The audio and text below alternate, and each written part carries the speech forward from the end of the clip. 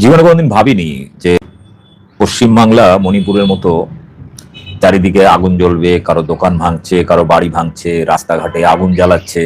আমি ভাবতে পারিনি যে পশ্চিমবাংলা তো কোনোদিন এরকম দেখতে হবে। আমরা উদাহরণ দিতাম, আমরা স্লোগান দিতাম, আমার মাটি আমার মা, ইউপি বিহার হবে না, মণিপুর হবে না, গুজরাট হবে না।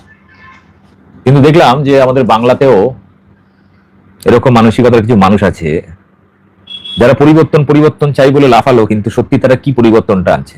কিছুক্ষণ আগে কলকাতা ধর্মতলায় হগ মার্কেট, মানে নিউ মার্কেটের লাগোয়া যে মার্কেট, সেই মার্কেটে দাঁড়িয়ে থেকে ডিজে বাজিয়ে পুলিশ, কেন্দ্রীয় বাহিনী দাঁড়িয়ে থেকে সমস্ত দোকান বুলডোজার চলছে।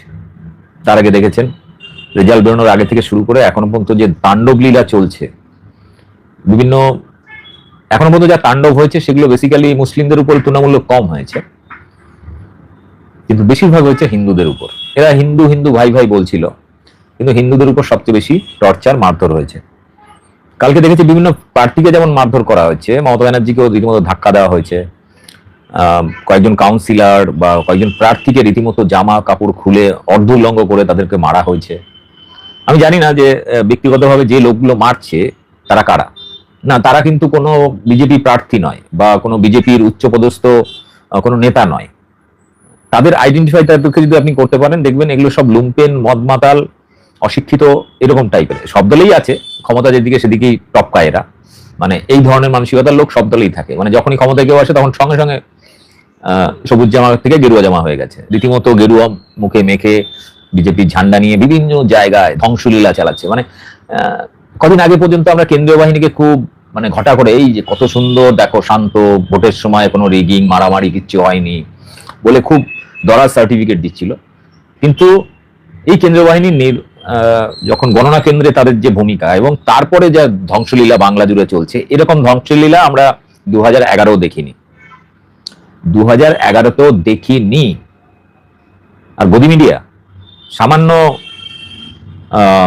একটা ছোটখাটো ব্যাপার নিয়ে যেভাবে রিয়াক্ট করতো, ঘন্টাখানে সুমন, চোখে চোখ রেখে কুসুম রঞ্জন, তারা এই ধ্বংসলীলাটা দেখতে পাচ্ছে না, এটা দেখাচ্ছেও না। মানে বিশাল পরিবর্তন হয়েছে, রাতারাতি বিশাল উন্নতি হয়ে গেছে দেশের। বাংলা লক্ষ্মী ভান্ডার 1,500 টাকা থেকে বেড়ে 3,000 টাকা হয়ে গেছে, এবং তারপর মানুষ খুব আনন্দে রয়েছে।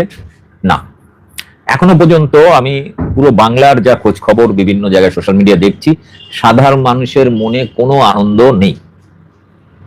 একটা পরিবর্তন হলে তো সাধারণ মানুষ রাস্তায় নামে, মানে আবাল বৃদ্ধ বনিতা, অর্থাৎ শিশু থেকে বৃদ্ধ সবাই রাস্তায় নেমে যেভাবে উচ্ছ্বাস উল্লাস করে, সেই জিনিস আমরা কিন্তু দেখতে পাচ্ছি না। আমরা কি দেখতে পাচ্ছি? কিছু লুম্পেন, কিছু মাতাল, লাঠি নিয়ে, হাতে তরবারি নিয়ে, রড নিয়ে, গেরুয়া আবির মেখে, বিজেপির ঝান্ডা নিয়ে ধ্বংসলীলা চালাচ্ছে। মানে নিজের রাজ্যটাকে নিজেরাই ধ্বংস করছে। ফুটপাতে যত মানুষ একটু মানে ভদ্রভাবে একটা জীবিকা নির্বাহ করে তারা জীবনযাপন করতেন, কাতারে কাতারে রেল স্টেশনের পাশে রীতিমতো বললো, এই সুযোগে রেলও বুলডোজার নিয়ে বেরিয়ে পড়েছে, মানে মোদির রেল দপ্তর, তারাও রেল স্টেশন লাগোয়া বাজার, দোকান, মানে হকারদের পুরো পিছে মেরে দিয়েছে। এবং সেগুলো কাদের জানেন? সবই হিন্দু। আমি অনেক আগেই বলেছিলাম যে বুলডোজার, আগুন, এগুলো না ধর্ম চেনে, না জাতপাত চেনে। আপনি ভাবছেন যে ও আমার বিরোধী রাজনীতি করে বা আমার বিরোধী অন্য কোনো ধর্মের, ওর বুলডোজার চলছে, ওর ঘরে আগুন লেগেছে, আমার কি? আমি আনন্দে আছি। কিন্তু ওই আগুনটা বা ওই বুলডোজারটা আপনার ঘরে লাগতে পারে, এটা আপনার মাথায় ছিল না। বিভিন্ন বস্তি এলাকায় যারা কিছুদিন আগে পর্যন্ত বিজেপির ঝান্ডা, আমি অনেক সময় ট্রেনে করে যখন বিভিন্ন জায়গায় যেতাম অন্যান্য জেলায়, তখন রেল লাইনের পাশে যে বস্তিগুলো, সেখানে দেখতাম জয় শ্রীরামের ওই হিংস্র বানর বা হিংস্র 6 প্যাক বডিওয়ালা রামচন্দ্রের ছবিওয়ালা যে সমস্ত ঝান্ডাগুলো পথ করে উঠছে বস্তি, রেল লাইনের, রেল কলোনি বস্তিগুলোয়, দোকানগুলোতে গেরুয়া ঝান্ডা উঠছে। আমি তখন নিজের মনেই বলতাম যে ভাই, যদি পরিবর্তন হয়, যদি বিজেপি আসে, সবার আগে তোদের উপর বুলডোজারটা পড়বে। এবং সেটাই হয়েছে। মোটামুটি গত এই দুদিনের মধ্যে পশ্চিমবাংলার প্রায় 50,000-এর বেশি ফুটপাতের দোকান, গরিব মানুষ করে কমে খায়, সমস্ত কিছু গুড়িয়ে দেওয়া হয়েছে এবং ক্রমবর্ধমান আরো চলছে। এটাকে ড্যামেজ কন্ট্রোলে নামার জন্য এখন হঠাৎ করে দেখলাম শ্রমিক ভট্টাচার্য আজ খুব সুন্দর একটা বক্তব্য রেখেছে, যে গেরুয়া আবির মেখে গেরুয়া বিজেপির ঝান্ডা নিয়ে যারা এই তাণ্ডব লীলা চালাচ্ছেন তারা বিজেপির কেউ নন এবং এদের বিরুদ্ধে কঠোর ব্যবস্থা নেওয়া হবে। আমি জানি দেওয়া হবে না, হবে না। তো যারা এটা করছেন তারা নাকি বিজেপির কেউ নন, এটা বলছেন বিজেপির রাজ্য সম্পাদক শ্রমিক ভট্টাচার্য। কিন্তু আমার সব থেকে অবাক লাগছে যে এই সমস্ত কিছু বারবার আমি যেমন মুসলিমদের বলেছিলাম 2026-এর ইলেকশন খুব ইম্পর্টেন্ট, বিজেপি সেকেন্ড পজিশনে আছে, ভুল করে ভোট ভাগাভাগি করবেন না, মতুয়াদের বলেছিলাম, আদিবাসীদের বলেছিলাম, হিন্দুদের বলেছিলাম ভোট ভাগাভাগি করবেন না। কি হলো? আমরা দেখলাম মুসলিম এলাকায়, মুর্শিদাবাদের মতো জায়গায়, মালদার মতো জায়গায়, সেখানে বিজেপির কোনোদিন জেতার কোনো ক্ষমতাই নেই, সেখানে পর্যন্ত বিজেপি জিতেছে। হ্যাঁ, গণনায় কারচুপি তো করেছেই, কিন্তু ভোট ভাগাভাগির খেলায় এরকম বহু জায়গায় এই ঘটনা ঘটেছে। এবং আজকে তো দেখলাম শুভেন্দু অধিকারী বিবৃতি দিয়েছে, সিপিএম কে ধন্যবাদ জানিয়েছে, আইএসএফ, হুমায়ুন কবির সবাইকে ধন্যবাদ জানিয়েছে।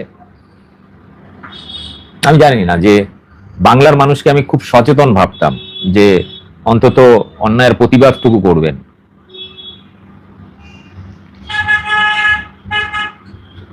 তবে হ্যাঁ, এটা আমি জানি, তো আমি আপনাদের কাছে ক্ষমা চাইছি, আমি হেরে গেছি, সিরিয়াসলি আমি হেরে গেছি।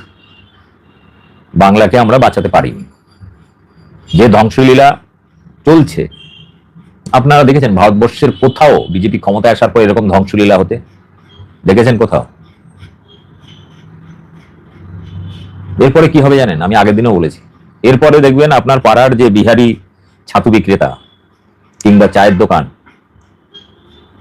তারা আপনার উপরে ছড়ি ঘোরাবে, আপনি নিজ ভূমে পরবাসী হয়ে যাবেন। যে বাংলাকে সিটি অফ জয়, যে বাংলাকে কলকাতাকে সিটি অফ জয়, বা যে কলকাতায় সারা রাত ছেলে মেয়ে উভয় নিশ্চিন্তে ঘুরে বেড়াতে পারত, সেটা আতঙ্কের শহর হয়ে গেছে আজ। চারিদিকে যখন আগুন জ্বলছে, বুলডোজার চলছে, তখন ভাবছি এটা উত্তরপ্রদেশ, এটা মণিপুর, না এটা দিল্লি, না বিহার, এটা কোন রাজ্য? আমাদের বাংলা তো এরকম ছিল না। আমি বলছি তো 2011 সালে যখন তৃণমূল ক্ষমতা আসে তখনও পর্যন্ত এত ধ্বংসলীলা হয়নি। হ্যাঁ, কিছু কিছু আঞ্চলিক পার্টি অফিস ছোটখাটো দখল হয়েছে ঠিকই, কিন্তু এতটা পরিমাণে আমি দেখিনি, এতটা পরিমাণে দেখিনি। একজন খুব দাঁত কেলাচ্ছে, ও সৌরভ চক্রবর্তী লিখছে, এরা মোদির কাছে নিজের বাড়ির মেয়ে দিকে শুতে পাঠায় আজ বিজেপি পার্টি আলারা। হ্যাঁ ঠিকই, এটা হাসির কথা ভাই, লিখছে ওইরকম, এটা হাসির কথা নয়। তবে এটুকু বলতে পারি, বিজেপি জানি না কতদিন পশ্চিমবাংলায় ক্ষমতায় থাকবে বা কেন্দ্রে ক্ষমতায় থাকবে, তবে যে ধ্বংসলীলা তারা করে যাবে, এই বাংলা বাঙালি আরেকবার পরাধীন হয়ে গেল। ব্রিটিশ শাসনে সম্ভবত এতটা ধ্বংসলীলা চলেনি, বা কোনো রাজতন্ত্রেও এতটা ধ্বংসলীলা চলেনি যতটা আমরা দেখছি। জাস্ট ক্ষমতায় আসার আগেই, রেজাল্ট বেরোনোর আগে থেকে শুরু হয়েছে, এবং তারপরে যেটা চলছে এখন, মানে এটা কি, নিজেরা তো কিছু বানাতে পারেনি, মানুষের জন্য রুজি রোজগারের ব্যবস্থা করতে পারেনি, কিন্তু মানুষের রুজি রোজগার, জীবন জীবিকা ধ্বংস করার জন্য এরা একদম উঠে পড়ে লেগেছে। যারা এই কাজগুলো করছে তাদের কাছে কোনো রোজগার নেই, যারা এই কাজগুলো করছে তাদের নিজস্ব কোনো রোজগার নেই। আমি বিভিন্ন ভিডিও দেখছি, সেখানে মহিলাদের গায়ে হাত তোলা হচ্ছে, চুলের মুঠি ধরে আঁচড়ানো হচ্ছে, মানে পাশের বাড়িতে তৃণমূল করে, তার বাড়িতে আক্রমণ হচ্ছে, প্রতিবেশী কেউ মহিলা এগিয়ে এসে তাকে সেটা প্রতিবাদ করছে বলে তাকেও পর্যন্ত মারধর করছে। একজন লিখেছে, তুই অন্য কোনো প্রফেশন দেখ। কে ভাই? সৈকত সরকার। ভাই, বাঙালি গোবর গোমূত্র খায় না, বাঙালি দাঙ্গাবাজ নয়, বাঙালি ধর্মের নামে, রাজনীতির নামে খুনোখুনি করে না। তুই নিজের কথা ভাব, তুই কি সারা বছর এই খুনোখুনি করে পেট চালাবি, নিজের সংসার, ধর্ম, বাচ্চাদের মানুষ করবি? সেটার কথা ভাব।